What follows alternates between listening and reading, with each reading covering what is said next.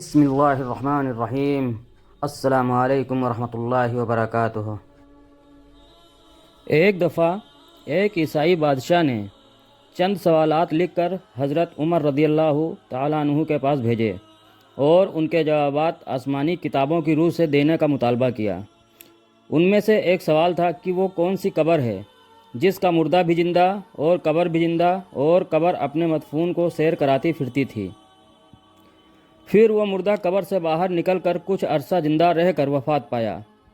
حضرت عمر رضی اللہ تعالیٰ عنہ نے حضرت عبداللہ بن عباس رضی اللہ عنہ کو فرمایا کہ ان سوالات کے جوابات لکھ دیں۔ حضرت عبداللہ رضی اللہ تعالیٰ عنہ نے اس سوال کا جواب تحریر فرمایا۔ وہ قبر جس کا مردہ بھی زندہ اور قبر بھی زندہ، وہ مردہ حضرت یونس علیہ السلام تھے اور ان کی قبر مچھلی تھی جو ان کو پیٹ میں رکھے جگہ جگہ پھرتی تھی، یعنی سیر کراتی تھی۔ حضرت یونس علیہ السلام اللہ کے حکم سے مچھلی کے پیٹ سے باہر آ کر عرصہ تک حیات رہے، پھر وفات پائی۔ حضرت یونس علیہ السلام کا واقعہ، جس کا کچھ حصہ تو خود قرآن میں مذکور ہے اور کچھ روایات حدیث و تاریخ سے ثابت ہے، وہ یہ ہے کہ حضرت یونس علیہ السلام کی قوم عراق میں موصل کے مشہور مقام نینوی میں بستے تھے۔ ان کی تعداد قرآن کریم میں 1,00,000 سے زیادہ بتائی ہے۔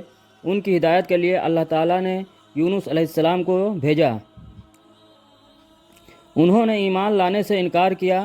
حق تعالیٰ نے یونس علیہ السلام کو حکم دیا کہ ان لوگوں کو آگاہ کر دو کہ 3 دن کے اندر اندر تم پر عذاب آنے والا ہے۔ حضرت یونس علیہ السلام نے قوم میں اس کا اعلان کر دیا۔ قوم یونس نے آپس میں مشورہ کیا تو اس پر سب کا اتفاق ہوا کہ ہم نے کبھی یونس علیہ السلام کو جھوٹ بولتے نہیں دیکھا، اس لیے ان کی بات نظر انداز کرنے کے قابل نہیں۔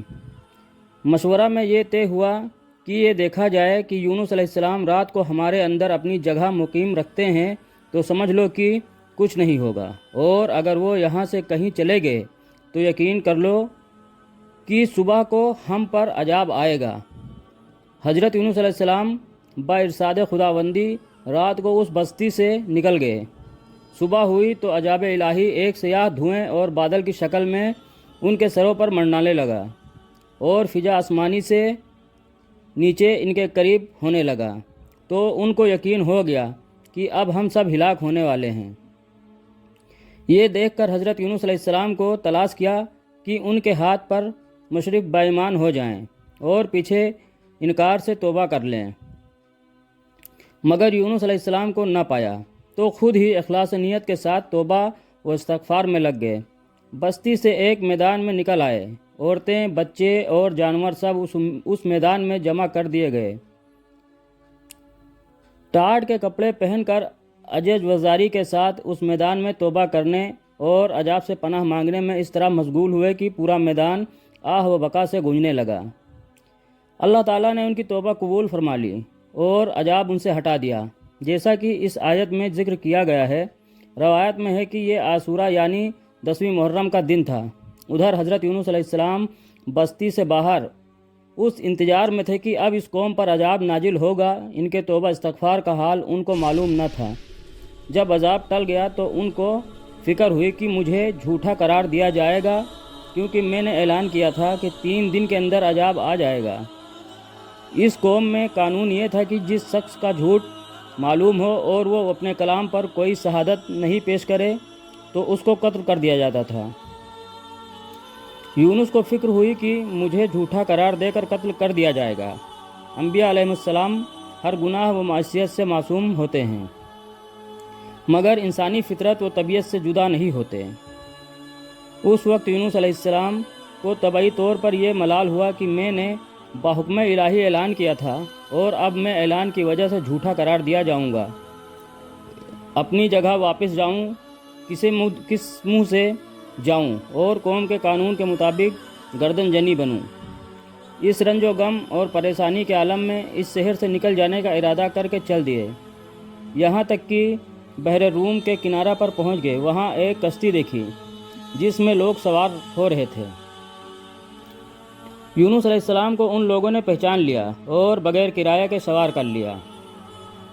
کشتی روانہ ہو کر جب وسط دریا میں پہنچ گئی تو دفاتر ٹھہر گئی، نہ آگے بڑھتی ہے نہ پیچھے چلتی ہے۔ کشتی والوں نے منادی کی کہ ہماری اس کشتی میں من جانب اللہ یہی شان ہے کہ جب اس میں کوئی ظالم گنہگار یا بھاگا ہوا غلام سوار ہو جاتا ہے تو یہ کشتی خود بخود رک جاتی ہے۔ اس آدمی کو ظاہر کر دینا چاہیے تاکہ ایک آدمی کی وجہ سے ہم سب پر مصیبت نہ آئے۔ حضرت یونس علیہ السلام بول اٹھے کہ وہ بھاگا ہوا غلام گناہ گار میں ہوں، کیونکہ اپنے سحر سے غالب ہو کر کشتی میں سوار ہوا۔ ایک طبعی خوف کی وجہ سے تھا، باذن الہی یہ تھا اس بغیر اذن کے اس طرف آئے کہ حضرت یونس علیہ السلام کی پیغمبرانہ شان نے ایک گناہ قرار دیا کہ پیغمبر کی کوئی نقل و حرکت بلا اذن کے نہیں ہونی چاہیے۔ اس لیے فرمایا کہ مجھے دریا میں ڈال دو تو تم سب اس عذاب سے بچ جاؤ گے۔ کشتی والے اس پر تیار نہ ہوئے، بلکہ انہوں نے قرآن اندازی کی تاکہ قرآن میں جس کا نام نکل آئے اس کو دریا میں ڈالا جائے۔ اتفاقاً قرآن میں حضرت یونس علیہ السلام کا نام نکل آیا۔ ان لوگوں کو اس پر تعجب ہوا کہ کئی مرتبہ قرآن اندازی کی ہر مرتبہ بحکم قضا و قدر حضرت یونس علیہ السلام کا ہی نام آتا رہا۔ قرآن کریم میں اس قرآن اندازی اور ان میں یونس علیہ السلام کا نام نکلنے کا ذکر موجود ہے۔ یونس علیہ السلام کے ساتھ حق تعالیٰ کا یہ معاملہ ان کے مخصوص پیغمبرانہ مقام کی وجہ سے تھا کہ اگرچہ انہوں نے اللہ کے کسی حکم کی خلاف ورزی نہیں کی تھی جس کو گناہ اور مصیبت کہا جاتا تھا، اور کسی پیغمبر سے اس کا امکان نہیں کیونکہ وہ معصوم ہوتے ہیں، لیکن پیغمبر کے مقام بلند کے مناسب نہ تھا کہ محض خوف طبعی سے کس جگہ بغیر اذن خداوندی منتقل ہو جائیں۔